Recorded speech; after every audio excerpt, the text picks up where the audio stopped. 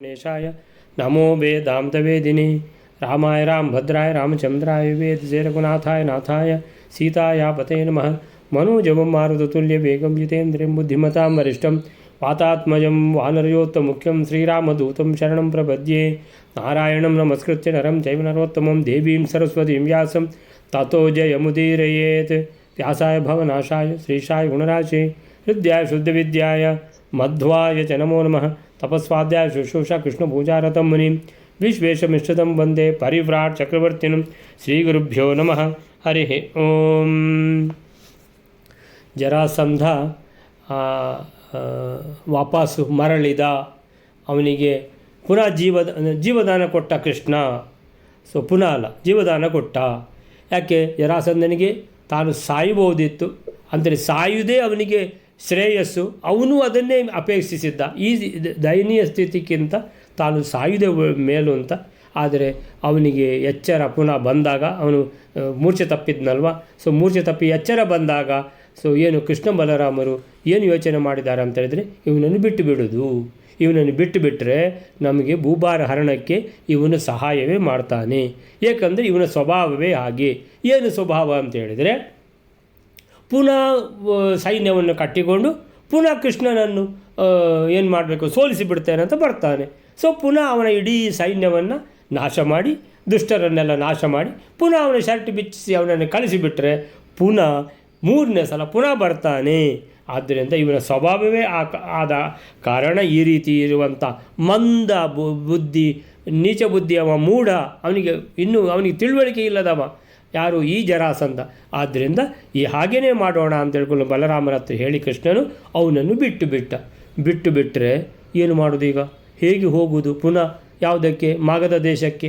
ಅಲ್ಲಿ ಎಲ್ಲರೂ ಏನಂತ ಹೇಳಿದ್ರೆ ಅವನನ್ನು ನೋಡಿ ಅವನ ಮುಖಕ್ಕೆ ಉಳ್ಕೊಳ್ತಾರೆ, ಅಯ್ಯೋ ನಿನ್ನ ಏನು ಸುರ್ಪವೇ ಅಂತ ಹೇಳ್ಕೊಂಡು. ಅದೂ ಅಲ್ಲದೆ ತನ್ನ ಮಗನಿಗೆ, ಕಂಸನ ಮಗನನ್ನು, ನೀನೇ ರಾಜ, ಈ ಸಲ ನಾನು 23 ಅಕ್ಷೋಹಿಣಿ ಸೈನ್ಯವನ್ನು ಹಿಡ್ಕೊಂಡು ನನ್ನ ಎಲ್ಲ ಪೌಂಡ್ರಕ, ಶಲ್ಯ, ಆಮೇಲೆ ಎಲ್ಲ ಇದ್ದಾರಲ್ಲ ಅಷ್ಟೆಲ್ಲ ರಾಜರುಗಳು, ಅವರ ಸೈನ್ಯವನ್ನೆಲ್ಲ ಹಿಡ್ಕೊಂಡು ಹೋಗ್ತಾ ಇದ್ದೀನಿ. ಈ ಸಲ ಕೃಷ್ಣನನ್ನು ಕೃಷ್ಣನನ್ನು ಸೋಲಿಸಿ ನಿನ್ನನ್ನೇ ಅಲ್ಲಿ ಸಿಂಹಾಸನಕ್ಕೆ ಕೂರಿಸೋದು ಅಂತ ಮಗನಿಗೆ ಮೊದಲೇ ಪಟ್ಟಾಭಿಷೇಕ ಮಾಡಿದ್ದ. ಏನು ಮಾಡೋದು ಈಗ? ಅವನಿಗೆ ಪಟ್ಟವೂ ಇಲ್ಲ, ಏನೂ ಇಲ್ಲ. ಸೋತು ಈ ಒಂದು ಜೀವ ಉಳಿಯುವುದೇ ಕಷ್ಟ ಆಗಿದೆ. ಜೀವ ಉಳಿದ್ರಲ್ಲಿ ಜೀವ ಅಂತೇಳಿದರೆ ಅವನಿಗೆ ಜೀವ ಉಳಿಸಿದ್ದಾರೆ ಅವರು ಅಂತೇಳಿದರೆ ಭಿಕ್ಷೆ. ಅವನಿಗೆ ಆ ಜೀವದ ಭಿಕ್ಷೆ ಕೊಟ್ಟಿದ್ದಾರೆ ಕೃಷ್ಣ ಬಲರಾಮರು ಜರಾಸಂಧನಿಗೆ ಅಂತೇಳಿದರೆ. ಅಂಥ ಭಿಕ್ಷೆ ಬೇಕಾ ಅವನಿಗೆ? ಬೇಡ.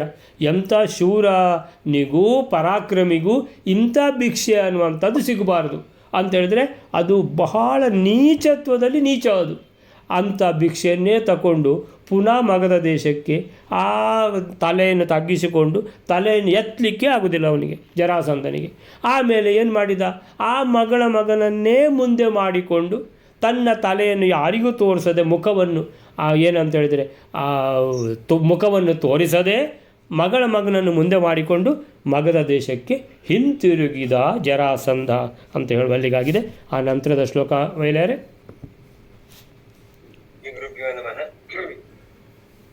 ಜಿತ್ವಾತಮೂರ್ಜಿತಬಲಂ ಭಗವಾನ್ ಜೇಷ ಶಕ್ರಾದಿಭಿಃ ಕುಸುಮವರ್ಷಿಭಿರೀಡ್ಯಮಾನಃ ರಾಮಾದಿಭಿಃ ಸಹಿತ ಆಶು ಪುರೀಂ ಪ್ರವಿಶ್ಯ ಪ್ರೇಮೇ ವಿವಂದಿತ ಪದೋ ಮಹತಾಂ ಸಮೂಹೈಃ. 43ನೇ ಶ್ಲೋಕ. ಆ ಶ್ರೀಕೃಷ್ಣನು ಉತ್ಕೃಷ್ಟವಾದ ಬಲವುಳ್ಳ ಆ ಜರಾಸಂಧನನ್ನು ಗೆದ್ದು ಪುಷ್ಪವೃಷ್ಟಿಯನ್ನು ಮಾಡತಕ್ಕಂತಹ ಬ್ರಹ್ಮ, ರುದ್ರ, ದೇವೇಂದ್ರ ಮೊದಲಾದ ದೇವತೆಗಳಿಂದ ಸ್ತೋತ್ರ ಮಾಡಲ್ಪಟ್ಟವನಾಗಿ, ಬಲರಾಮನೇ ಮೊದಲಾದವರಿಂದ ಕೂಡಿದವನಾಗಿ ಬೇಗನೆ ಮಧುರಾಪಟ್ಟಣವನ್ನು ಪ್ರವೇಶ ಮಾಡುತ್ತಾನೆ. ಉತ್ತಮರ ಸಮೂಹಗಳಿಂದ ನಮಸ್ಕರಿಸಿಕೊಳ್ಳಲ್ಪಟ್ಟ ಪಾದವುಳ್ಳವನಾಗಿ ಕ್ರೀಡಿಸುತ್ತಾನೆ. ಜಿತ್ವಾ ತಮೂರ್ಜಿತ ಬಲಂ ಭಗವಾನ್ ಅಜೇಷ ಶಕ್ರಾದಿಭಿಃ ಕುಸುಮವರ್ಷಿಭಿಃ ಈಡ್ಯಮಾನಃ ರಾಮಾದಿಭಿಃ ಸಹಿತ ಆಶು ಪುರೀಂ ಪ್ರವಿಶ್ಯ ರೇಮೇಭಿವಂದಿತ ಪದೋ ಮಹತಾಂ ಸಮೂಹೈಃ. ಜಿತ್ವಾ ಗೆದ್ದು, ತಮ್ ಅಂದರೆ ಆ ಊರ್ಜಿತ ಬಲಂ 23 ಅಕ್ಷೋಹಿಣಿ ಸೈನ್ಯ ಹಿಡ್ಕೊಂಡು ಬಂದಿದ್ದ ಜರಾಸಂಧ ಊರ್ಜಿತ ಬಲಂ ಉತ್ಕೃಷ್ಟವಾದ ಸೇನೆಯನ್ನು ಹಿಡ್ಕೊಂಡು ಶ್ರೀಕೃಷ್ಣನನ್ನು ಸೋಲಿಸಿಬಿಡ್ತೇನೆ, ಕೊಂದು ಬಿಡ್ತೇನೆ ಅಂತ ತಿಳ್ಕೊಂಡು ನುಗ್ಗಿದ ಆ ಜರಾಸಂಧನನ್ನು ತಂ ಜಿತ್ವಾ ಗೆದ್ದು, ಅಂದರೆ ಅವನನ್ನು ಸೋಲಿಸಿ, ಭಗವಾನ್ ಅಂದರೆ ಭಗವಂತ ಶ್ರೀಕೃಷ್ಣನು ಅಜ ಈಶ ಅಜೇಶ, ಭಗವಾನ್ ಅಜೇಶ ಅಂದರೆ ಭಗವಾನ್ ಅಜ ಈಶ. ಅಜ ಅಂದರೆ ಅಜ ಅಂತ ಹೇಳಿದರೆ ಹುಟ್ಟು ಸಾವಿಲ್ಲದ ಭಗವಂತ ಅಂತ ಆಗ್ತದೆ. ಆದರೆ ಇಲ್ಲಿ ಭಗವಾನ್ ಅಂತ ಬಂದಾಗಿದೆ ಭಗವಂತನಿಗೆ. ಸೊ ಅಜ ಅಂದರೆ ಇನ್ನೊಬ್ಬ ಅಂತೇಳಿದರೆ ಯಾರು ಅಂದರೆ ಬ್ರಹ್ಮದೇವರು. ಸೊ ಅಜ ಅಂದರೆ ಬ್ರಹ್ಮದೇವರು. ಆಮೇಲಿಂದ ಈಶ ಅಂದರೆ ರುದ್ರದೇವರು, ಅಜ ಈಶ. ಶಕ್ರ ಅಂದರೆ ಇಂದ್ರ. ಆಮೇಲಿಂದ ಇಂದ್ರ ಆದಿಬಿಹಿ, ಈ ಶಕ್ರ ಆದಿಬಿಹಿ ಅಂದರೆ ಸವರ್ಣ ದೀರ್ಘ ಸಂಧಿ. ಶಕ್ರ ಆದಿಬಿಹಿ, ಶಕ್ರಾದಿಬಿಹಿ ಅಂತೇಳಿದರೆ ಶಕ್ರ ಆದಿಬಿಹಿ ಮೊದಲಾದವರಿಂದ ಕುಸುಮ ವರ್ಷಿಬಿಹಿ ಈಡ್ಯಮಾನ. ಕುಸುಮ ವರ್ಷ, ಕುಸುಮ ವರ್ಷ ಅಂದರೆ ಪುಷ್ಪವೃಷ್ಟಿ. ಕುಸುಮ, ಸುಮನ ಇದೆಲ್ಲ ಹೆಸರು. ಇದಕ್ಕೆಲ್ಲ ಪುಷ್ಪ ಅಂತ ಹೆಸರು. ಸುಮನ ಅಂದರು ಪುಷ್ಪ, ಕುಸುಮ ಅಂದರು ಪುಷ್ಪ. ಸೊ ಕುಸುಮ ವರ್ಷಿಬಿಹಿ, ವರ್ಷಿಬಿಹಿ, ವರ್ಷಿಬಿಹಿ ಅಂತ ಹೇಳಿದರೆ ತೃತೀಯ ವಿಭಕ್ತಿ ಬಹುವಚನ. ವರ್ಷ ಅಂತ ಹೇಳಿದರೆ ಮಳೆ. ಸೊ ಕುಸುಮದ ಮಳೆ ಅಂತ ಹೇಳಿದ್ರೇನು? ಪುಷ್ಪವೃಷ್ಟಿ. ವೃಷ್ಟಿ ಅಂದರೆ ಮಳೆ. ಪುಷ್ಪವೃಷ್ಟಿಗಳಿಂದ ಕುಸುಮ ವರ್ಷಿಬಿಹಿ ಈಡ್ಯಮಾನ. ಈಡ್ಯಮಾನ ಅಂತ ಹೇಳಿದರೆ ಪೂಜಿಸಲ್ಪಟ್ಟ ಭಗವಂತ. ಸೊ ರಾಮಾದಿಭಿ ಸಹಿತ. ಈಗ ಆ ಕಡೆ ಜರಾಸಂಧ ಅವನ ಯಾವುದಕ್ಕೆ ಮಾಗಧಪುರಿಗೆ ಹೋದ, ಈ ಕಡೆ ಕೃಷ್ಣ ಬಲರಾಮರು ಮಥುರಾಪುರಿಗೆ ಬರ್ತಾರೆ ಅಂತ ಹೇಳುವಾಗ ರಾಮಾದಿಭಿ ಸಹಿತ ಬಲರಾಮ ಮೊದಲಾದವರಿಂದ ಕೂಡಿಕೊಂಡು ಸಹಿತ ಆಶು ಪುರೀಂ ಪ್ರವಿಶ್ಯ, ಮಥುರಾಪುರಿಯನ್ನು ಪ್ರವಿಶ್ಯ ಅಂತೇಳಿದರೆ ಪ್ರವೇಶ ಮಾಡಿದರು. ಪ್ರವೇಶ ಮಾಡಿ ರೇಮೇ ರೇ ಮಾತೆ ರೇಮೇ ಅಂತೇಳಿದರೆ ಸಂತೋಷವಾಗಿ ದಿನಗಳನ್ನು ಕಳೆದರು ಅಂತ ಅರ್ಥ. ರೇಮೇ ಅಭಿವಂದಿತ ಪದ ಮಹತಾಂ ಸಮೂಹೈ. ಮಥುರಾಪುರಿಗೆ ಬಂದರೆ ಎಲ್ಲರೂ ಪುರುಷರು, ಸ್ತ್ರೀಯರು, ವೃದ್ಧರು, ಬಾಲಕರು ಅಂತ ಹೇಳಿ ಭೇದವೇ ಇಲ್ಲದೆ ಪ್ರತಿಯೊಬ್ಬರೂ ಬಂದು ಭಗವಂತನ ಆ ಪೂಜಿತ ಪಾದಗಳಿಗೆ ಏನಂತಾರೆ ಚರಣ ಕಮಲಗಳಿಗೆ ಎಲ್ಲರೂ ನಮಸ್ಕಾರ ಮಾಡುವವರೇ ಅಂತೇಳಿದ್ರೆ ಎಲ್ಲರೂ ಪುಷ್ಪವೃಷ್ಟಿ ಮಾಡುವವರೇ ಭಗವಂತನಿಗೆ ಅತ್ಯಂತ ಸಂತೋಷದಿಂದ. ಎಲ್ಲಿ ಭಗವಂತನಿದ್ದಾನೋ ಅಲ್ಲಿ ಲಕ್ಷ್ಮೀದೇವಿ ಇದ್ದಾಳೆ ಅಂತ ಮೊದಲೇ ಬಂದಿದೆ. ಎಲ್ಲಿ ಲಕ್ಷ್ಮೀದೇವಿ ಇದ್ದಾಳೋ ಎಲ್ಲ ಥರದ ಸಮೃದ್ಧಿ ಇದೆ. ಭಗವಂತನ ಸುತ್ತ ಭಗವಂತನನ್ನು ನೋಡ್ತಾ, ಸೊ ಭಗವಂತನಿಗೆ ಪೂಜಿಸುತ್ತಾ ಭಗವಂತನನ್ನೇ ಮನಸ್ಸಲ್ಲಿ ಇಟ್ಟುಕೊಂಡು ಇರುವಂಥ ಭಾಗ್ಯ ಸಿಕ್ಕಿದೆ ಆ ಮಥುರಾಪುರಿಯ ಆ ಪ್ರಜೆಗಳಿಗೆ. ಆದ್ದರಿಂದ ಬಹಳ ಸಂತುಷ್ಟರಾಗಿದ್ದಾರೆ, ಸಮೃದ್ಧರಾಗಿದ್ದಾರೆ. ಮನಸ್ಸಿನಲ್ಲಿ ಭಗವಂತನ ಧ್ಯಾನ ಮಾಡ್ತಾ ಒಳ್ಳೆ ಧರ್ಮಾದಿಗಳಿಂದ ಆಚರಣೆಗಳನ್ನು ಮಾಡಿಕೊಂಡಿದ್ದಾರೆ. ಅಂತಹ ಎಲ್ಲ ಮಹತಾಂ ಸಮೂಹೈ, ಅಂತಹ ಮಹತ್ತಾದ ಶ್ರೇಷ್ಠರಾದ ಭಾಗ್ಯವಂತರು, ನಾವು ಭಾಗ್ಯವಂತರು ಅಂತ ಹೇಳುವಂತಹ ಮಥುರಾಪುರಿಯ ಜನರಿಂದ ಸಮೂಹೈ ಅಂದರೆ ಅಂಥ ಭಾಗ್ಯವಂತರ ಸಮೂಹಗಳಿಂದ ಅಭಿವಂದಿತ ಪಾದ, ಎಲ್ಲರೂ ಪಾದ ಮುಟ್ಟಿ ನಮಸ್ಕಾರ ಮಾಡುವವರೇ, ಪೂಜಿಸುವವರೇ. ಅಂತಹ ಪೂಜಿತವಾದ ಚರಣಕಮಲಗಳುಳ್ಳ ಭಗವಂತ ಶ್ರೀಕೃಷ್ಣನು ಅವರೆಲ್ಲರ ಜೊತೆಗೆ ಸೇರಿಕೊಂಡು, ಬಲರಾಮನ ಜೊತೆಗೆ ಸೇರಿಕೊಂಡು ಮೇಲಿಂದ ದೇವತೆಗಳು ಬ್ರಹ್ಮ ರುದ್ರಾದಿ ಇಂದ್ರಾದಿಗಳಿಂದ ಪುಷ್ಪವೃಷ್ಟಿಯನ್ನು ಮಾಡಿಸಿಕೊಂಡು ಎಲ್ಲರಿಂದಲೂ ಸ್ತುತಿಸಲ್ಪಡುತ್ತಾ ಅಂದರೆ ಆನಂದದಿಂದ ಏನು ಮಾಡಿದರು, ಅಲ್ಲಿ ಸ್ವಲ್ಪ ಸಮಯ ವಾಸಿಸಿದರು ಅನ್ನುವಂಥದ್ದು. ರೇಮೇ ಅಭಿವಂದಿತ ಪದ. ಇದಕ್ಕೆ ಏನು ಕೊಟ್ಟಿದ್ದಾರೆ ಪ್ರಭಂಜನಾಚಾರ್ಯರು ಅಂತ ಹೇಳಿದರೆ, ಜಿತ್ವಾ ಆ ಮಹಾಬಲಶಾಲಿಯಾದ ಜರಾಸಂಧನನ್ನು ಊರ್ಜಿತ ಬಲಂ ಜಿತ್ವಾ ತಂ ಅವನನ್ನು ತಂ ಊರ್ಜಿತ ಬಲಂ ಮಹಾಬಲಶಾಲಿಯಾದವನನ್ನು ಯಾರನ್ನು ಜರಾಸಂಧನನ್ನು ಜಯಿಸಿದ ಭಗವಂತ. ಜಿತ್ವಾ ಭಗವಾನ್ ಜಯಿಸಿ ಭಗವಂತ ಶ್ರೀಕೃಷ್ಣ ಬ್ರಹ್ಮರುದ್ರೇಂದ್ರಾದಿಗಳು ಹೂಮಳೆ ಕರೆದು ಕೊಂಡಾಡಿದರು. ಬ್ರಹ್ಮ ಅಜ, ರುದ್ರ ಈಶ, ಆಮೇಲೆ ಇಂದ್ರ ಶಕ್ರ ಆದಿಬಿಹಿ ಆದಿ ದೇವತೆಗಳು, ಕುಸುಮವರ್ಷಿಬಿಹಿ ಈಡ್ಯಮಾನ ಹೂಮಳೆಗರೆದು ಪುಷ್ಪವೃಷ್ಟಿಗಳಿಂದ ಏನು ಮಾಡಿದ್ದಾರೆ? ಈಡ್ಯಮಾನ ಕೊಂಡಾಡಿದ್ದಾರೆ, ಸ್ತುತಿಸಿದ್ದಾರೆ, ಪೂಜಿಸಿದ್ದಾರೆ. ದೇವತೆಗಳು ದೇವಲೋಕದಿಂದ ವಿಮಾನದಿಂದ ಬಂದು ಆಕಾಶದಿಂದ ಪುಷ್ಪವೃಷ್ಟಿ ಮಾಡಿ ಭಗವಂತನನ್ನು ಮನಸ್ಸು ತುಂಬ ಅಂತೇಳಿದರೆ ತುಂಬಿದ ಮನಸ್ಸಿಂದ ಬಹಳ ಸಂತೋಷಪಟ್ಟು ಅಂತಹ ಪರಾಕ್ರಮಿಯಾದ ಮಹಾದುಷ್ಟನಾದ ಜರಾಸಂಧ ಅವನ ಹಾಗೆ ದುಷ್ಟರಾದ ಅವನ ಜೊತೆಗೆ ಬಂದಿರುವಂಥ ಪೌಂಡ್ರಕಾದಿ ಎಲ್ಲ ಇವರನ್ನೆಲ್ಲ ರಾಜರುಗಳನ್ನು ಕೂಡ ಸೋಲಿಸಿ ಸೈನ್ಯವನ್ನು ನಿರ್ನಾಮ ಮಾಡಿ ಒಬ್ಬರು ಇಲ್ಲದಾಗ ಮಾಡಿ ಈ ಜರಾಸಂಧನಿಂದ ಮತ್ತು ಆ ರಾಜರುಗಳನ್ನು ಎಲ್ಲರನ್ನು ಒಟ್ಟಿಗೆ ಒಂದೇ ಗುಂಪಾಗಿ ಅವರನ್ನು ಅವರ ಅಂಗಿಯನ್ನು ಬಿಚ್ಚಿಸಿ ಹೀನಾಯವಾಗಿ ಅವರಿಗೆ ಮರ್ಯಾದೆ ತೆಗೆದು ಕಳಿಸಿಬಿಟ್ಟಿದ್ದಾರೆ ಭಗವಂತ ಶ್ರೀಕೃಷ್ಣ ಪರಮಾತ್ಮ. ಸೊ ಇದನ್ನೆಲ್ಲ ನೋಡಿದ ದೇವತೆಗಳು ಏನು ಮಾಡಿದ್ದಾರೆ? ಕುಸುಮ ವರ್ಷಿಬಿಹಿ ಪುಷ್ಪವೃಷ್ಟಿ ಮಾಡಿದ್ದಾರೆ ಭಗವಂತನ ಮೇಲೆ. ಈಡ್ಯಮಾನ ಪೂಜಿಸಲ್ಪಟ್ಟ ಭಗವಂತ, ಪೂಜ್ಯ ಭಗವಂತನಿಗೆ ಅಂತೇಳಿದರೆ ಸ್ವತಂತ್ರನಾದ ಸರ್ವಶಕ್ತನಾದ ಭಗವಂತನನ್ನು ಮನಸ್ತುಂಬ ಸ್ತುತಿ ಮಾಡಿದ್ದಾರೆ. ಈಡ್ಯಮಾನ ಭಗವಂತನು ಈಡ್ಯಮಾನ ಯಾರಿಂದ? ಭಗವಾನ್ ಅಜ ಈಶ ಶಕ್ರಾದಿಭಿ ಈಡ್ಯಮಾನ. ಹೇಗೆ? ಕುಸುಮವರ್ಷಿಭಿ ಹೂಮಳೆಗರೆದು ಈಡ್ಯಮಾನ ಸ್ತುತಿಸಲ್ಪಟ್ಟಿದ್ದಾರೆ, ಪೂಜಿಸಿದ್ದಾರೆ. ಆಮೇಲಿಂದ ಶ್ರೀಕೃಷ್ಣ ಪರಮಾತ್ಮನು ರಾಮಾದಿಭಿ ಸಮೇತ ಬಲರಾಮನೊಂದಿಗೆ ಸೇರಿಕೊಂಡು ಆಮೇಲೆ ಆಶು ಬೇಗನೆ ಪುರೀಂ ಅಂದರೆ ಮಥುರಾಪುರಿಯನ್ನು ಪ್ರವೇಶ ಮಾಡಿದ್ದಾರೆ. ಅಲ್ಲಿ ಎಲ್ಲರೂ ಕೂಡ ಭಗವಂತನನ್ನು ಪೂಜಿಸುವವರೇ, ಎಲ್ಲರೂ ಕೂಡ ಭಗವಂತನನ್ನು ಸ್ತುತಿ ಮಾಡುವವರೇ. ಅತ್ಯಂತ ಸಂತೋಷದಿಂದ ಈ ಮಥುರಾಪುರಿಯ ಜನರು ತಮ್ಮ ಭಾಗ್ಯವನ್ನು ಎಣಿಸಿಕೊಂಡು ಭಗವಂತನನ್ನು ಕಣ್ತುಂಬ ನೋಡುತ್ತಾ ಪೂಜಿಸುತ್ತಾ ಅಂತಹ ಪಾದಕ್ಕೆ ಪ್ರತಿಯೊಬ್ಬರು ಎರಗಿದ್ದಾರೆ. ಅಂತಹ ವಂದಿತ ಪಾದ, ಅಭಿವಂದಿತ ಪಾದ ಅಂದರೆ ವಂದಿತ ಅಂತ ಹೇಳಿದರೆ ಅಂದರೆ ಸಾಮಾನ್ಯವಾಗಿ ನಮಸ್ಕಾರ ಮಾಡೋದು. ಇದು ಸಾಮಾನ್ಯ ನಮಸ್ಕಾರ ಅಲ್ಲ, ಸಾಕ್ಷಾತ್ ಭಗವಂತನೇ ಅವರಿಗೆ ಕಣ್ಣ ಮುಂದೆ ಇರುವಾಗ ಅಭಿವಂದಿತ ಅಂತೇಳಿದರೆ ಅಹೋಭಾಗ್ಯ ಅಂತ ಎಣಿಸಿಬಿಟ್ಟು ಪೂರ್ತಿ ಮನಸ್ಸಿಂದ ಮಾಡುವಂತಹ ನಮಸ್ಕಾರ ಅಂತೇಳಿದರೆ ಅಂಥದಕ್ಕೆ ಹೆಸರು ಅಭಿವಂದಿತ ಪಾದಗಳನ್ನು ಇರುವ ಈ ಪಾದಗಳುಳ್ಳ ಶ್ರೀಕೃಷ್ಣನು ಅವರೆಲ್ಲರಿಂದ ಪೂಜಿತನಾಗಿ ರೇಮೆ ಅಂತೇಳಿದರೆ ಕ್ರೀಡಿಸಿದ. ಎಲ್ಲಿ? ಮಥುರಾಪುರಿಯಲ್ಲಿ. ಜರಾಸಂಧ ಬ್ರಹ್ಮಾದಿಗಳ ವರದಿಂದ ಅಜೇಯನು ಅವಧ್ಯನೂ ಆಗಿದ್ದರಿಂದ ಅವನ ಪರಾಭವ ಅಂತೇಳಿದರೆ ಏನಂತೇಳಿದರೆ ಬ್ರಹ್ಮ ರುದ್ರ ಇಂದ್ರ ಎಲ್ಲರಿಗೂ ಅಂತೇಳಿದರೆ ಭಗವಂತನ ಸ್ತುತಿ ಮಾಡಿದ್ದಾರೆ. ಸೊ ಬ್ರಹ್ಮದೇವರ ವರ ಇದ್ದರು, ರುದ್ರದೇವರ ವರ ಇದ್ದರು, ಯಾವುದೂ ನಡೆಯಲಿಲ್ಲ ಅಂತೇಳಿದರೆ ಎಲ್ಲರಿಗಿಂತ ಸರ್ವೋತ್ತಮನಾದ ಭಗವಂತ. ಆದ್ದರಿಂದ ಸರ್ವೋತ್ತಮನಿಗೆ ಬ್ರಹ್ಮರುದ್ರಾದಿಗಳೆಲ್ಲರೂ ಕೂಡ ಏನು ಮಾಡಿದ್ದಾರೆ? ಪುಷ್ಪವೃಷ್ಟಿ ಮಾಡಿ ನಮಸ್ಕಾರ ಮಾಡಿದ್ದಾರೆ, ಪೂಜೆ ಮಾಡಿದ್ದಾರೆ ಅಂತ ಹೇಳುವಲ್ಲಿಗೆ ಈ 43ನೇ ಶ್ಲೋಕ ಮುಗಿತು. 44ನೇ ಶ್ಲೋಕ ಅವೆಲ್ಲರೇ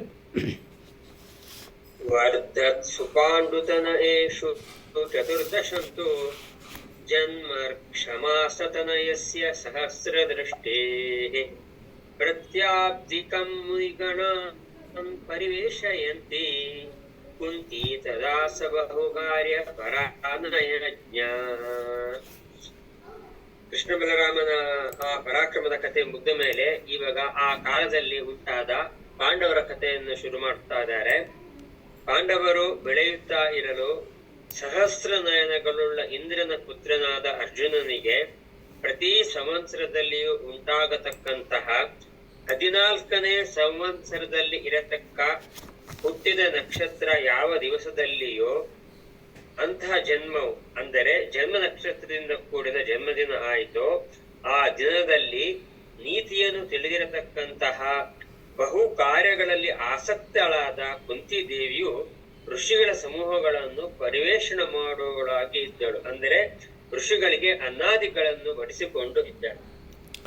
ವರ್ಧತ್ಸು ಪಾಂಡುತನಯೇಷು ಚತುರ್ದಶಂ ತು ಜನ್ಮಕ್ಷಮಾಸತನಯಸ್ಯ ಸಹಸ್ರದೃಷ್ಟೇಃ ಪ್ರತ್ಯಾಬ್ಧಿಕಂ ಮುನಿಗಣಾನ್ ಪರಿವೇಶಯಂತಿ ಕುಂತಿ ತದಾ ಸ ಬಹುಕಾರ್ಯ ಪರಾನಯಜ್ಞ.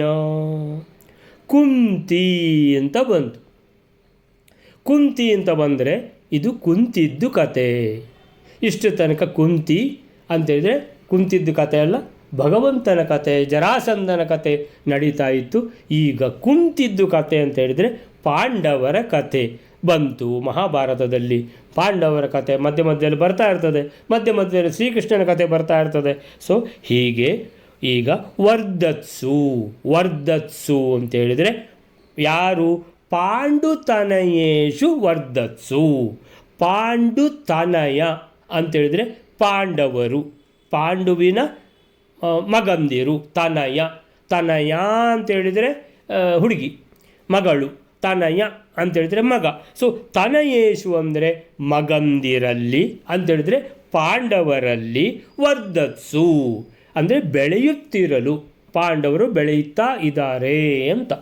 ಎಷ್ಟು ವರ್ಷ ಆಯಿತು ಅಂತ ಒಂದು ನಮಗೆ ಬೆಳೀತಾ ಇದ್ದಾರೆ ಅಂತ ಹೇಳಿದ್ಕೊಂಡು ಎಷ್ಟು ವರ್ಷ ಆಗಿರ್ಬೋದು ಈಗ ಅವರಿಗೆ ಅಂತ. ಸೊ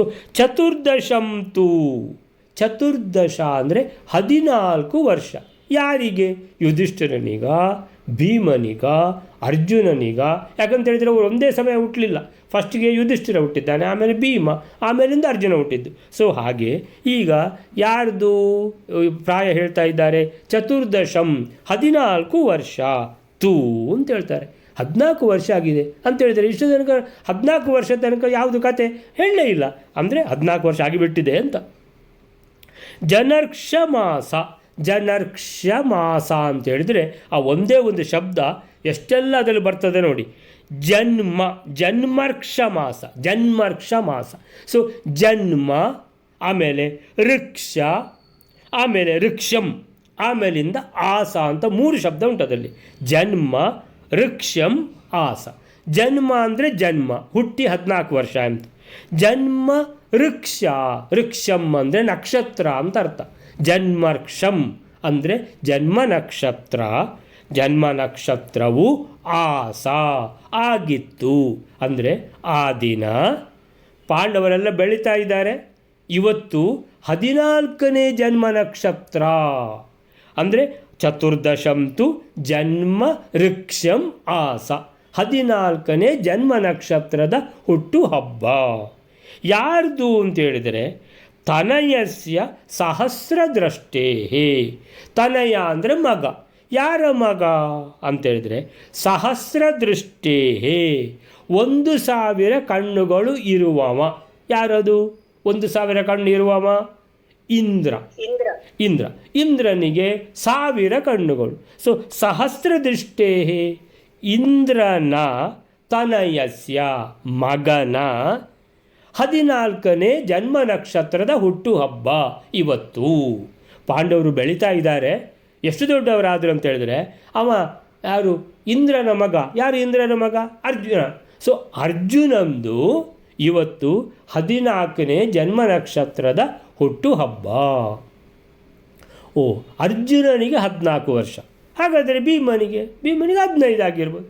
ಆಮೇಲೆ ಯುಧಿಷ್ಠಿರನಿಗೆ ಮಿನಿಮಮ್ 16. ಸರಿ ಆಯಿತು, ಮತ್ತೆ ಬೇಕಾದರೆ ನೋಡುವ ಸ್ವಲ್ಪ ಹೆಚ್ಚು ಕಡಿಮೆ ಇದ್ದರೆ. ಈಗ ಆಯ್ತಲ್ಲ. ನಂತರ ಪ್ರತಿ ಅಬ್ದಿಕಂ ಎಣ್ಸಂಧಿ ಅದು. ಪ್ರತಿ ಅಬ್ದಿಕಂ ಅಂತೇಳಿದರೆ ಪ್ರತಿ ಜನ್ಮ ನಕ್ಷತ್ರದಂದು ಅಬ್ದಿ ಅಂದರೆ ವರ್ಷ. ಪ್ರತಿ ಅಬ್ದಿ ಅಂದರೆ ಇದು ಷಷ್ಠಿ ಅಬ್ದಿ ಅಂತ ಹೇಳೋದಿಲ್ವ? ಷಷ್ಠಿ ಅಬ್ದಿ ಅಂದರೆ 60 ವರ್ಷ ಷಷ್ಠಿ ಅಬ್ದಿ. ಹಾಗೆ ಪ್ರತಿ ಅಬ್ದಿ ಅಂದರೆ ಪ್ರತಿ ವರ್ಷ ಅಂತ. ಷಷ್ಠಿ ಅಬ್ದಿ ಅಂದರೆ 60 ವರ್ಷ, ಪ್ರತಿ ಅಬ್ದಿ ಅಂದರೆ ಪ್ರತಿ ವರ್ಷ ಕೂಡ. ಪ್ರತಿ ಅಬ್ದಿಕಂ ಪ್ರತಿ ವರ್ಷ ಕೂಡ ಮುನಿಗಣಾನ್ ಪರಿವೇಶಯಂತಿ ಕುಂತಿ ಅಂದರೆ ಅರ್ಜುನನ ತಾಯಿ ಕುಂತಿ ಪ್ರತಿ ವರ್ಷ ಕೂಡ ಮುನಿಗಣಾನ್ ಪರಿವೇಶಯಂತಿ. ಮುನಿಗಣಾನ್ ನಾವೆಲ್ಲ ಈಗ ಜನ್ಮ ನಕ್ಷತ್ರ ಅಂತ ಹೇಳ್ಕೊಂಡು ಏನು ಮಾಡ್ತೇವೆ? ಏನಾದರೂ ಒಂದು ಶಾಂತಿ ಅದು ಇದು ಮಾಡಿಬಿಟ್ಟು ಅಥವಾ ಆ ದಿವಸ ಏನಾದರೂ ಒಂದು ಹೋಮ ಮಾಡಿ ಏನೋ ಒಂದು ಪೂಜೆ ಮಾಡಿ, ಸತ್ಯನಾರಾಯಣ ಪೂಜೆ ಏನೋ ಮಾಡಿ ಎಲ್ಲ ಬ್ರಾಹ್ಮಣರನ್ನೆಲ್ಲ ಕರೆದು ಅಂತ ಹೇಳಿದರೆ ನಮ್ಮ ಬಂಧು ಇಷ್ಟರು ಎಲ್ಲರನ್ನು ಕರೆದಾಗ ಎಲ್ಲರೂ ಬ್ರಾಹ್ಮಣರು ಇರ್ತಾರೆ. ಸೊ ಕರೆದು ಅವರಿಗೆಲ್ಲ ಊಟ ಹಾಕಿದ ಹಾಗೆ ಏನು ಮಾಡ್ತಾ ಇದ್ಲು ಕುಂತಿ? ಪ್ರತಿ ಜನ್ಮ ನಕ್ಷತ್ರದಂದು, ಅರ್ಜುನನ ಜನ್ಮ ನಕ್ಷತ್ರದಂದು ಮುನಿಗಣಾನ್ ಪರಿವೇಶಯಂತಿ. ಮುನಿಗಣಾನ್ ಅಂತೇಳಿದರೆ ಋಷಿ ಮುನಿಗಳನ್ನೆಲ್ಲ ಕರೆದು, ಶ್ರೇಷ್ಠ ಬ್ರಾಹ್ಮಣರನ್ನೆಲ್ಲ ಕರೆದು ಪರಿವೇಶಯಂತಿ. ಪರಿವೇಶನ ಅಂತೇಳಿದರೆ ಬಡಿಸುವುದು ಅಂತ ಅರ್ಥ. ಪರಿವೇಶಯಂತಿ ಅಂತೇಳಿದರೆ ಬಡಿಸ್ತಾ ಇದ್ದಾಳೆ, ಅಂದರೆ ತಾನೇ ಬಡಿಸ್ತಾಳೆ ಅಂತ. ಅಂದರೆ ಊಟ ಹಾಕೋದು ಅಂತೇಳಿದರೆ ನಿಜವಾಗಿ ಹೇಗೆ ಕ್ರಮ ಅಂತೇಳಿದರೆ, ನಾವೇ ಯಾರು ಹೋಸ್ಟ್ ಇದ್ದಾರೋ, ಯಾರು ಊಟ ಹಾಕುವವರಿದ್ದಾರೋ ಅವರು ಆದಷ್ಟು ಕೆಲಸ ತಾವೇ ಮಾಡಬೇಕು. ಊಟದ ಎಲೆಯನ್ನು ತಪ್ಪದೆ ತಾವೇ ತೆಗೆಯಬೇಕು, ಆಗ ಪೂರ್ತಿ ಪುಣ್ಯ ಅಂತ ಲೆಕ್ಕ. ಅಂಥೇಳಿದರೆ ಆ ಕೆಲಸ ಯಾರಿಗೂ ಕೊಡಬಾರ್ದು. ಬೇರೆ ಬಡಿಸೋದು ಕೆಲಸ ಎಲ್ಲ ಬೇರೆಯವರು ಮಾಡಿದರೂ ಊಟದ ಎಲೆ ಬ್ರಾಹ್ಮಣರು ಮುನಿಗಣಾನ್ ಶ್ರೇಷ್ಠ ಋಷಿ ಮುನಿಗಳನ್ನೆಲ್ಲ ಕರೆದು ಊಟ ಹಾಕಿದ್ದಾಳೆ ಯಾರು ಕುಂತಿ, ತಾನೇ ಬಡಿಸ್ತಾಳೆ. ಪರಿವೇಶಯಂತಿ, ಮತ್ತು ತಾನೇ ಊಟದ ಎಲೆಯನ್ನು ತೆಗಿತಾಳೆ ಅಂತ ನಾವು ಎಣಿಸ್ಕೊಳ್ಳೋದು ಅಂತೇಳಿದರೆ ಆ ಕೆಲಸ ಬಹಳ ಪರಮ ಪವಿತ್ರ ಕೆಲಸ ಅಂತ ಲೆಕ್ಕ ಅದು. ಸೊ ಪರಿವೇಶಯಂತಿ, ತಾನೇ ಬಡಿಸ್ತಾ ಇದ್ದಾಳೆ ಎಲ್ಲರಿಗೂ. ಕುಂತಿ ದೇವಿ ತದಾ ಆಸ, ಆಗ ಒಂದು ಘಟನೆ ನಡೆಯಿತು. ತದಾ ಆಗ, ಆಸ ನಡೆಯಿತು, ಆಯಿತು. ಆಸ ಏನದು, ಅಲ್ಲಿ ಜನ್ಮವೃಕ್ಷಂ ಆಸ, ಜನ್ಮ ನಕ್ಷತ್ರ ಇತ್ತು ಆ ದಿನ ಅಂತ ಮೇಲೆ ಹೇಳಿದಾಗ ಆಸ ಅಲ್ಲಿ ಬಂದಿದೆ, ಇಲ್ಲಿ ಪುನಃ ಆಸ ಬಂತು.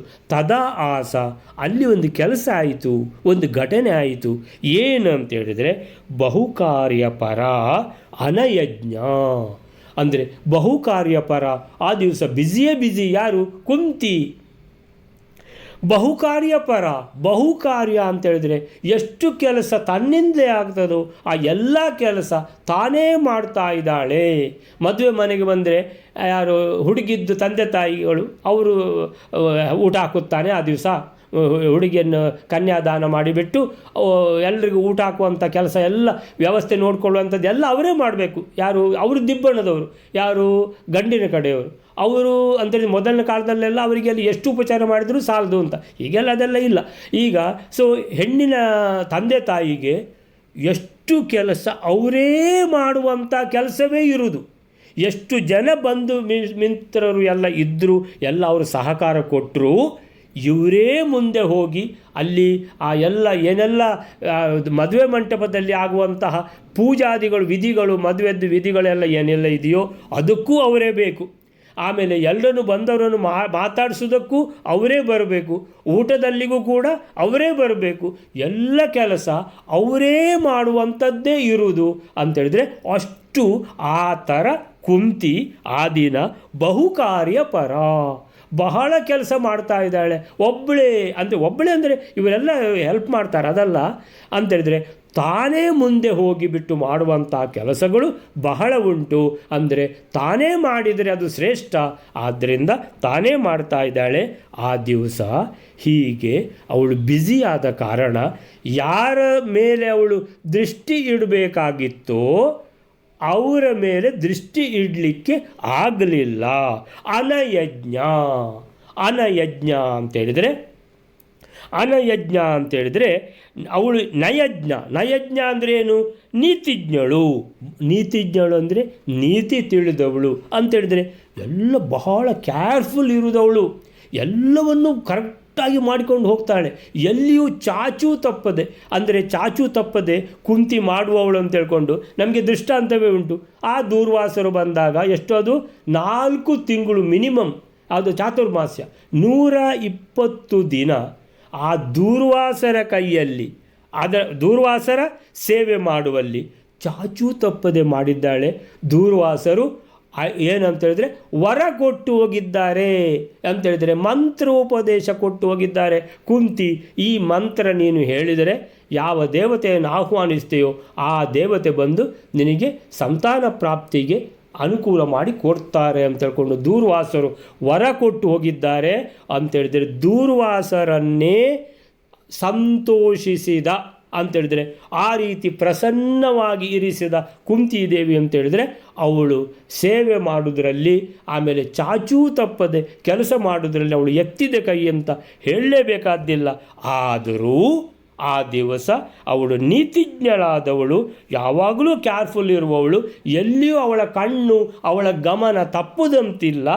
ಆದರೆ ಅನಯಜ್ಞ, ಇವತ್ತು ಅಷ್ಟು ಬ್ಯುಸಿ ಇದ್ದ ಕಾರಣ ಅವಳ ಏನು ಕಣ್ಣು ಒಂದು ಕಡೆ ಇರಬೇಕಾಗಿತ್ತು, ಅಲ್ಲಿಂದ ತಪ್ಪಿತು ಅಂತ ಹೇಳ್ತಾರೆ. ಅದು ಏನದು ಅಂತ ಈಗ ಮತ್ತೆ ವೈಲಾರಿ ಹೇಳಿದ ಮೇಲೆ ಗೊತ್ತಾಗೋದು. ಈಗ ಪಾಂಡುಪುತ್ರರು ಬೆಳೆಯುತ್ತಿರಲು ವರ್ಧತ್ಸು ಪಾಂಡುತನಯೇಷು ಚತುರ್ದಶಂ ತು ಜನ್ಮರ್ಕ್ಷಮಾಸ ಜನ್ಮ ಋಕ್ಷಂ ಆಸ ಇಂದ್ರಪುತ್ರನಾದ ಅರ್ಜುನನ ಸಹಸ್ರದೃಷ್ಟೇ ತನಯಸ್ಯ ಅಂದರೆ ಅರ್ಜುನಂದು ಚತುರ್ದಶಂ 14ನೆಯ ಜನ್ಮ ಋಕ್ಷಂ ಆಸ ಜನ್ಮ ನಕ್ಷತ್ರದ ಸಂದರ್ಭ ದಿನ ಒದಗಿತ್ತು. ಆಗ ಧರ್ಮಜ್ಞಳಾದ ಕುಂತಿ ನಯಜ್ಞ ಅಂದರೆ ಎಲ್ಲ ಧರ್ಮಗಳನ್ನು ತಿಳಿದಿರುವಂತಹ, ಎಲ್ಲ ನೀತಿಶಾಸ್ತ್ರಗಳನ್ನು ತಿಳಿದಿರುವಂತಹ, ಎಲ್ಲವನ್ನು ಚಾಚೂ ತಪ್ಪದೆ ಮಾಡುವಂತಹ ಈ ನಯಜ್ಞ ಅನಯಜ್ಞ ಅಂತ ಹೇಳೋದಕ್ಕೆ ಎಷ್ಟು ಅರ್ಥ ಹೇಳಿದರೂ ಸಾಕಾಗೋದಿಲ್ಲ. ಕುಂತಿದೇವಿದು ಕತೆ ಅದು. ಆದ್ದರಿಂದ ಅಷ್ಟು ಪ್ರತಿಯೊಂದು ಕೆಲಸವನ್ನು ಚಾಚೂ ತಪ್ಪದೆ ಮಾಡ್ತಾ ಕೇರ್ಫುಲ್ ಆಗಿರುವವಳು, ಎಲ್ಲಿಯೂ ಅವಳ ಕಣ್ಣು ತಪ್ಪುದಂತೂ ಇಲ್ಲ ಅಂತೇಳಿ ಮದುವೆ ಮನೆಯಲ್ಲಿ ಹೆಣ್ಣಿನ ತಂದೆ ತಾಯಿ ಪ್ರತಿಯೊಂದನ್ನು ನೋಡಿಕೊಂಡು ಎಲ್ಲಿಯೂ ಕಣ್ಣು ತಪ್ಪುವಂತಿಲ್ಲ. ಕಣ್ಣು ತಪ್ಪಿದರೆ ಅದು ಹಾಳಾಯಿತು ಅಂತ ಲೆಕ್ಕ. ಸೊ ಎಲ್ಲಿಯೂ ಗಮನವನ್ನು ಎಲ್ಲಿ ಗಮನ ಎಲ್ಲ ಇಡಬೇಕಾ ಎಲ್ಲ ಕಡೆಯಲ್ಲಿ ಗಮನ ಹೇಗೆ ಇಡ್ತಾರೋ ಹಾಗೆ ಕುಂತಿದೇವಿ ಎಲ್ಲ ಕಡೆ ಗಮನ ಇಡುವವಳು. ಆ ದಿವಸ ಧರ್ಮಜ್ಞಳಾದ ಕುಂತಿ ಮುನಿಗಣಗಳಿಗೆ ಬಡಿಸುವ ಕಾರ್ಯದಲ್ಲಿ ತೊಡಗಿ ತಾನೇ ಮಾಡ್ತಾ ಇದ್ಲು. ಬಗೆ ಬಗೆಯ ಕಾರ್ಯಗಳಲ್ಲಿ ಬಹುಕಾರ್ಯಪರ ಮಗ್ನಳಾಗಿದ್ದಳು. ಬಹುಕಾರ್ಯಪರ ಅಂದರೆ ಎಲ್ಲ ಕಾರ್ಯಗಳನ್ನು ಹೆಚ್ಚಿನ ಕೆಲಸ ತಾನೇ ಮುಂದೆ ಹೋಗಿ ಮಾಡ್ತಾ ಇದ್ಲು ಆ ದಿವಸ. ಮುಖ್ಯವಾಗಿ ಆ ಋಷಿ ಮುನಿಗಳನ್ನು, ಶ್ರೇಷ್ಠ ಬ್ರಾಹ್ಮಣರನ್ನೆಲ್ಲ ಕರೆಸಿ ಅವರಿಗೆ ಹೊಟ್ಟೆ ತುಂಬ ಊಟ ಮಾಡಿಸಿ ದಕ್ಷಿಣೆ ಕೊಟ್ಟು ಅವರನ್ನು ಕಳಿಸುವಂಥ ಕೆಲಸ, ಅವರನ್ನು ಸ್ವಾಗತ ಮಾಡೋದಾಗಲಿ ಊಟ ಬಡಿಸೋದಾಗಲಿ ಎಲ್ಲ ಕೆಲಸ ತಾನೇ ಮಾಡ್ತಾ ಈ ಅರ್ಜುನಂದು ಈ 14ನೇ ಜನ್ಮ ನಕ್ಷತ್ರದ ಹುಟ್ಟುಹಬ್ಬವನ್ನು ಬಹಳ ಚೆನ್ನಾಗಿ ಮಾಡಿಸ್ತಾ ಇರುವಾಗ ಅನಯಜ್ಞ ಕಾರ್ಯದಲ್ಲಿ ಮಗ್ನರಾಗಿದ್ದ ಕಾರಣ ಕುಂತಿದ್ದು ಗಮನ ಒಂದು ಕಡೆಯಲ್ಲಿ ಯಾವಾಗಲೂ ಇರುವಂಥದ್ದು ಈ ದಿವಸ ಇಲ್ಲದೆ ಹೋಯಿತು. ಸೊ ಅರ್ಜುನನಿಗೆ ಆಗ 14 ವರ್ಷ ಎಂದರೆ ಯುಧಿಷ್ಠಿರನಿಗೆ 16, ಭೀಮನಿಗೆ 15, ಇವನಿಗೆ 14 ಆದಾಗ ನಕುಲ ಸೇರಿದವರಿಗೆ ಅವರಿಗೆ 13 ವರ್ಷಗಳಾಗಿದ್ದವು. ಅರ್ಜುನನ 14ನೇ ವರ್ಷದ ಜನ್ಮ ನಕ್ಷತ್ರ ಒದಗಿದ್ದು ಅಂದಿನ ವಿಶೇಷವಾಗಿತ್ತು. ಅದಕ್ಕಾಗಿ ವಿಶೇಷ ಉತ್ಸವ ನಡೆದು ಕುಂತಿ ಸಹ ಬ್ರಾಹ್ಮಣ ಭೋಜನಾದಿಗಳ ವ್ಯವಸ್ಥೆಯಲ್ಲಿ ಮಗ್ನಳಾಗಿದ್ದಳು ಅಂತೇಳಿದರೆ ಎಲ್ಲ ಕೆಲಸ ತಾನೇ ಮುಂದೆ ಹೋಗಿಬಿಟ್ಟು ಆ ದಿವಸ ಎಲ್ಲ ಕೆಲಸ ಮಾಡೋದು. ಎಲ್ಲಿ ನೋಡಿದರೆ ಕುಂತಿ ಅಲ್ಲಿ ಇದ್ದಾಳೆ, ಅಲ್ಲಿದ್ದಾಳೆ, ಎಲ್ಲ ಕೆಲಸ ತಾನೇ ಮಾಡ್ಕೊಂಡು ಹೋಗ್ತಾ ಇದ್ದಾಳೆ. ಇಲ್ಲಿ ನಯಜ್ಞ ಎಂಬುದನ್ನು ಅನಯಜ್ಞ ಎಂದು ಕೂಡ ವಿಭಾಗ ಮಾಡಬೇಕು. ಸೊ ಹಾಗೆ ಮಾಡಿದಾಗ ಕುಂತಿಯು ಹಾಗೆ ಬಹುಕಾರ್ಯದಲ್ಲಿ ಮಗ್ನಳಾಗಿದ್ದ ಕಾರಣ ಪಾಂಡುರಾಜನ ಮೇಲೆ ಎಚ್ಚರದಿಂದಿರಬೇಕಾದ ನೀತಿಯನ್ನು ಗಮನಿಸದೆ ಹೋದಳು ಎಂದು ಅರ್ಥವಾಗ್ತದೆ. ಸೊ ಇದಕ್ಕೆ ಏನೆಲ್ಲ ಹೇಳ್ತಾರೆ ಇಲ್ಲಿ, ಯದಾ ಪ್ರತ್ಯಾಬ್ಧಿಕಂ ಅಬ್ದಂ ಪ್ರತಿ ಜಾಯಮಾನಂ, ಪ್ರತಿ ವರ್ಷ ನಡೆಸ್ತಾ ಇದ್ದಳು ಈ ಜನ್ಮ ನಕ್ಷತ್ರ.